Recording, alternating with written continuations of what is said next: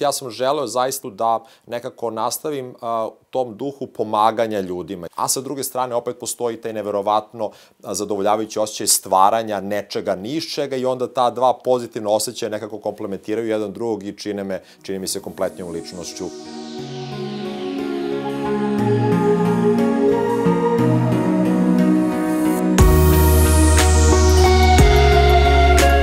Što se tiče projekta Blana Tafi, odnosno Otvoreni umovi, Slobodni umovi, on je nastao u jednom tramvaju u Strazburu, gde sam se susreo sa zaista doajenom i najvećom svetskom facom u domenu falsifikovanih lekova, odnosno borbe protiv njih, Domenikom Di Giorgiom, doktorom iz Italijanske agencije za lekove. Ispostavilo se da je on ogroman fan stripova i da je želeo da napravi nešto u tom duhu u svrhu edukacije mladih o falsifikovanim lekovima. Falsifikovani lekovi su pre svega proizvodi koji liče na originalne lekove i ti proizvodi u sebi mogu da sadrže razne toksične materije, u najblažem slučaju da ne sadrže aktivnu supstancu i prodaje se često za jeftiniju cenu, kupuje se online, sve je, da kažem, na izgledu u redu. Opasnost je ogromna, odnosi veliki broj života svake godine.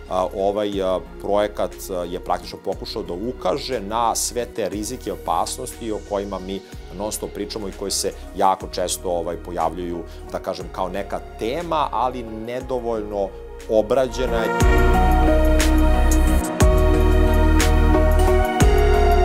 Ima dosta benefita od tog stvaralaštva koje me onda onako potpuno ispuni i učini da se ovako osetim jako zadovoljnim, što i ostavljam nešto iza sebe, a ostavljam pored tog napisanog, ostavljam i puno lepih sećanja i ljudi koji mi često kažu da sam im zaista pomogao.